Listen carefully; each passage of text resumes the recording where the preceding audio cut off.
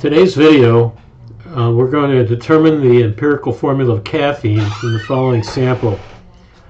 The sample contains 0.0624 grams of carbon, 0.065 grams of hydrogen, 0.364 grams of nitrogen, and 0.208 grams of oxygen. Now what we're going to do here is we're going to try to convert all these grams into moles, and we're going to use the moles as a way to determine how many moles of each one of these compounds or each one of these atoms are in a molecule of one molecule of caffeine. So let's start off with the first one, carbon, 0.624. On the left-hand side, I'm going to, take what they give me, and on the right-hand side, I'm going to try to give them what they want. So I'm going to start off with 0.624 grams of carbon. Now, for the sake of being simple, I'm going to make this a fraction over 1, which doesn't change anything. And we call this building a picket fence. And what happens now is I want to put grams of carbon on the bottom here so they cancel out the grams of carbon up here. And I'm going to put moles of carbon up here. So in 1 mole of carbon is 12 grams. Not exactly 12, but for this exercise, this is fine. All right, so now we can actually cancel out as we go along. We have 12 grams of carbon, and now we have moles of carbon, right? So now we're going to take this, and we're going to take this, and since we have moles of carbon, that's MOL. Boy, I can't write where the darn. That's 1 mole of carbon, okay? And that equals 2 moles of carbon, okay? And now we're going to take this one. This is moles of hydrogen. So we have 0.065 grams of hydrogen, and I'm going to make it a fraction over 1, and I'm going to put down here grams of hydrogen, and I'm going to put up here moles of hydrogen. Okay, and 1 mole of hydrogen is 1 gram of carbon of gram of hydrogen. If we look it up in our periodic table, it's the first element, and it weighs. It's just 1 proton, and so it's in gram weights, it's 1 gram of hydrogen is 1 mole of hydrogen, and so this is going to be 0.065. So we know this one here. We'll close that off, and we'll say equals, this is going to be moles of hydrogen. And we know the answer to this one. It's going to be 0.065. Okay, moles of hydrogen, because that's 1, this all cancels out, and this is what we're going to get.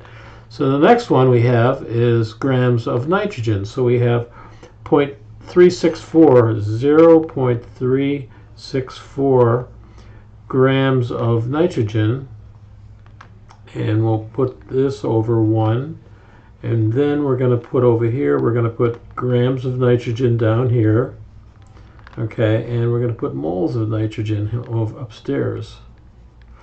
All right, and 1 mole of nitrogen, okay, is 14 grams.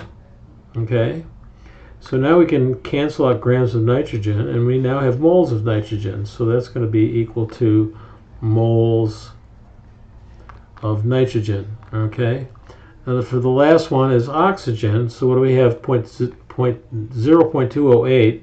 We have 0.208 grams of oxygen. Okay, over 1. All right. And what are we going to put down here? We're going to put grams of oxygen, and we're going to put moles of oxygen. Okay, and 1 mole of oxygen weighs 16 grams. All right, so that cancels that out. All right, and so now we have that equals, so if we take our little calculator out here and we turn it on, what we see here, let's clear everything. What we have is 0.208 divided by 16, and that equals to 0.013. This is 0.013 moles of oxygen. Okay. Now this is 0.364 divided by 14. So we're going to take 0.364 and divide it by 14. And we have 0.026. So this is 0.026 moles of nitrogen. Now this one here, we're going to take 0.065, and it's going to be 0.065 moles of hydrogen, right? And now in this one here is 0.624 divided by 12. So we have 0.624 divided by 12, and that equals to 0.052. This is 0.052. So we have 0.052 moles of carbon. All right. Now here's where the magic starts. Okay, we're going to take the smallest number of moles, okay, and we're going to divide it by itself, and then we're going to divide everything by the same number. So the smallest number we have here is 0.013. All right. So if we divide this by 0.013 and divide this by 0.013 and divide this by 0.013 and divide this by 0.013, that's an 0.013. All right, this is going to give us a number, a whole number now. So this divided by that equals 1 oxygen, okay? 0.026 and 0.013, that goes in twice. I don't need a calculator. I can see that two of these, so this is going to give us 2 nitrogens, okay? So this goes into that twice, right? Now this one here is a little different, a little tougher, so this one is 0.065. We're going to divide that by 0.013, and we're going to get 5. So this one says 5 hydrogens, okay? And now this one here is 0.052. We're going to say clear it 0.052, and it's divided by 0.013, and that equals to 4. So we're going to have 4 carbons. So what do we have here? We have, this is kind of interesting. So we have a carbon, a hydrogen, a nitrogen, and an oxygen. So we have 4 carbons, we'll put it there. 5 hydrogens, we'll put it there. We have 2 nitrogens, we'll put a 2 there. And we have 1 oxygen. We don't have to put the 1 there. It's assumed if there's nothing there that it's a 1. So this is the empirical formula for caffeine. Now, when I say the empirical formula, if caffeine was C8, H10, N4, and O2, it would be twice the size. So the molecular formula could be different than the empirical formula. Okay, it could be bigger, but it can't be any smaller. This is as small of numbers that we can put together to form, a molecule of, in this particular case, a molecule of caffeine. Now, I just want to go over a couple little things for you. One is when we talk about a mole, all right, and we talk about these conversion factors. These conversion factors are, we used to call them unity factors. Unity stands for 1. That means that the top equals the bottom. So if I looked at just any old thing with an equal sign, I would say 7 days. 7 days equals 1 week. Okay. I could write that as 7 days and write it as a fraction over 1 week. So this is a unity. If this equals this, then 1 on top of the other equals 1. So I can flip this and say 1 week, okay, equals, that's like saying equals, I put that line for the fraction, equals 7 days. All right. So again, this whole thing is equal to 1. All right. So we create, some cases we create unity factors right out of thin air. We just look at the problem.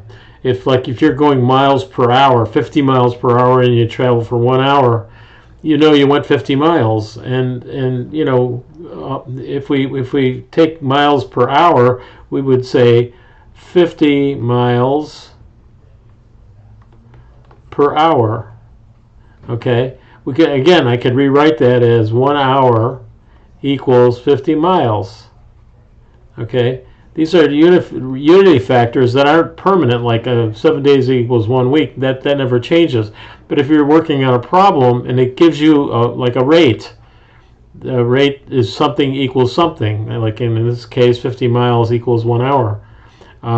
This, you got to remember, you can play with this fraction. You can flip them over. In our case, what we wanted to do is we wanted grams of hydrogen, grams of carbon. We wanted to cancel all this stuff out so that we left with the thing that's left over is moles. All right. Another thing I want to talk to is about moles. What is a mole? A mole is just a number. Okay. It's 6.02 times 10 raised to the 23rd power. That's a mole. Now, when we think of the word a dozen, like I bought a dozen eggs. How many eggs did I buy? Of course, you bought 12. There's 12 eggs in a dozen. All right, so a dozen means an egg. An Avogadro's number is 6.02 times 12 to 10 to the 23rd, and that's just a number. So, don't be too surprised here, but you could have a mole of eggs. Okay, and how many eggs would you have in that carton? You'd have 6.02 times 10 raised to the 23rd power of eggs. That's enough eggs to wrap around the Earth and the Moon a few times. All right, it's just an incredibly large number. Okay, so it could be a mole of apples, a mole of oranges, a mole of eggs. It could be a mole of anything. I mean, normally we think of moles of protons and neutrons and electrons and atoms and molecules, that sort of thing. We use it a lot in chemistry, but in this case here, I just want you to understand that number is just a number. Now, here's another thing I want to remind you of, a little bit of algebra here. Question, no calculator allowed. Okay, if I asked you, I only have a half a mole of eggs, how many eggs do I have? Well, you look at the number, and no, I can't just take my calculator and divide by 2. That would give me the answer if I had a scientific calculator. So if I think of this, I could have a 6.02 times 10 raised to the 11 and a half. Okay, and I could have a 3.01 times 10 raised to 11 and a half. Okay, both of these numbers are wrong. Okay, because that is ridiculous. Okay, the correct number is this is the only number that needs to be reduced. So it would be 3.01 times 10 raised to the 23rd power is a half a mole of eggs, or a half a mole of oranges, or peaches, or whatever you want.